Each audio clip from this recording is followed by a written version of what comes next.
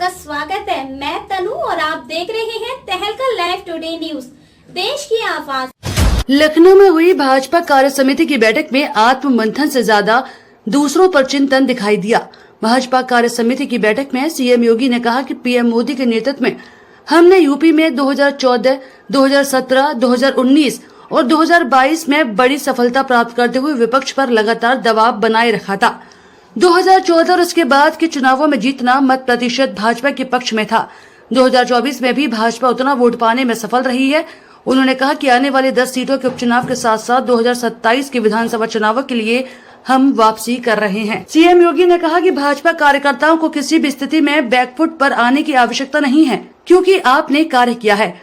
जब आप विपक्ष में थे तब जनता के मुद्दों को लेकर लड़ते थे। अब सरकार में है तो यूपी में सुरक्षा का वातावरण देखने को मिल रहा है। मुख्यमंत्री ने कहा कि कन्नौज के मेडिकल कॉलेज का नाम डॉक्टर भीमराव अंबेडकर के नाम पर था। सपा के तत्कालीन मुख्यमंत्री ने उसका नाम बदल दिया। हमारी सरकार आने के बाद हमने फिर से बाबा साहब के नाम पर विश्वविद्यालय का नामकरण किया। समाजवादी पार्टी हमेशा से ही दलित चिंतकों और महापुरुषों का अपमान करती रही है। इन लोगों ने अनुसूचित जाति का आरक्षण में सेंध लगाने का भी कार्य किया, एससी के स्कॉलरशिप को रोकने का भी काम किया। तो वहीं दूसरी तरफ प्रधानमंत्री मोदी ने बाबा साहब के पंचतीर्थ बनाए गए संविधान को सिर माथे रखकर नई संसद में स्थापित किया।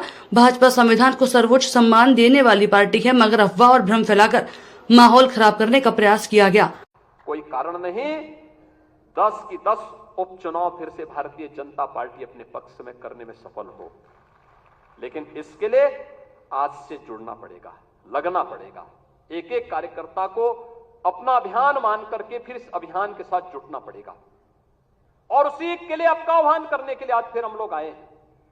बहनों और भाइयों, हम 2010 के 10 उपचुनावों के लिए तो हमें अभी से तैयारी करनी ही है, लेकिन हमें इस बात का याद रखना, उत्तर प्रदेश को जो नई पहचान बनी है, उत्तर प्रदेश जो पहले छठी अर्थव्यवस्था थी, आज देश की नंबर 2 की अर्थव्यवस्था बन चुकी है और तेजी के साथ उभरती हुई अर्थव्यवस्था के रूप में अपने आप को स्थापित कर रही है।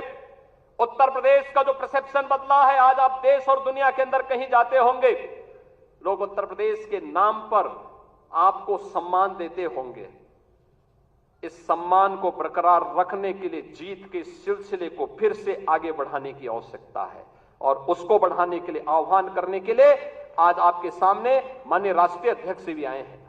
जीत का यह सिलसिला जो 14, 17, 19, 22 पंचायत चुनाव, नगर निकाय चुनाव, उपचुनाव में बना रहा, यही मोमेंटम 2027 में भी बनेगा।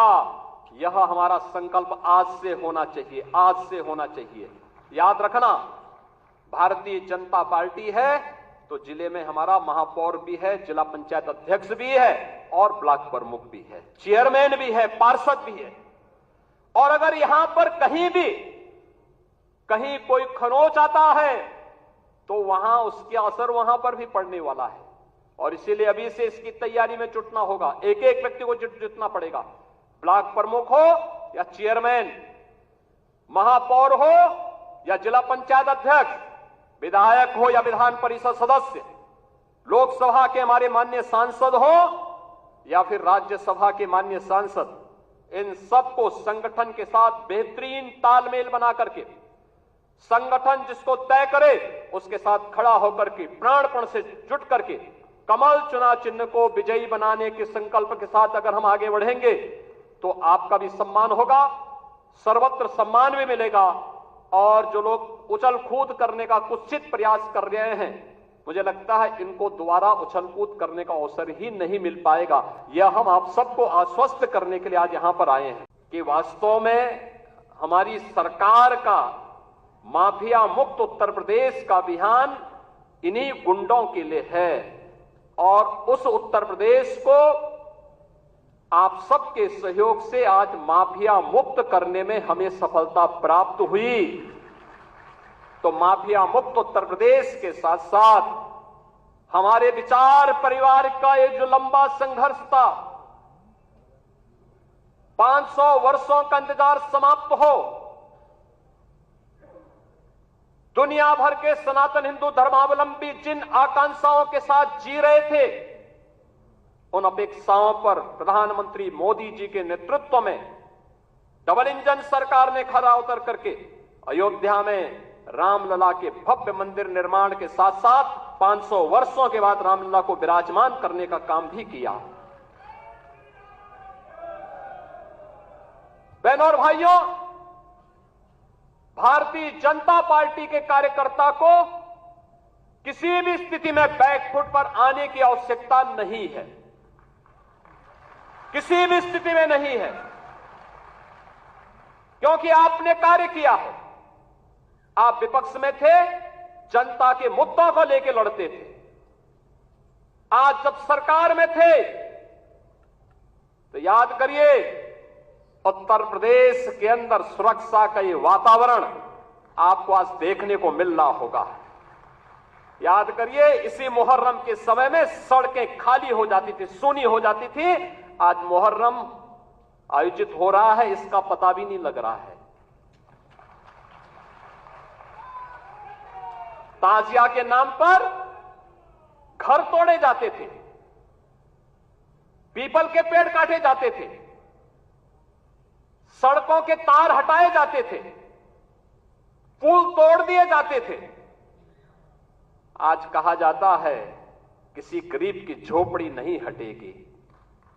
आज कहा जाता है कोई तार नहीं हटेगा। आज कहा जाता है कि सरकार नियम बनाएगी, पर्व और त्योहार मनाना है तो इन नियमों के अंतर्गत मनाओ और नहीं तो अपने घर में बैठ जाओ। ये मनमानापन नहीं चल सकता है।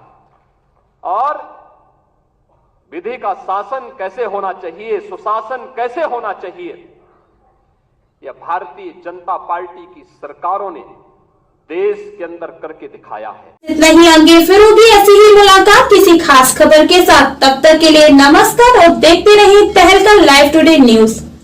ऐसी ही खबरों को देखने के लिए आप हमारे चैनल को लाइक करें, शेयर करें, सब्सक्राइब करें।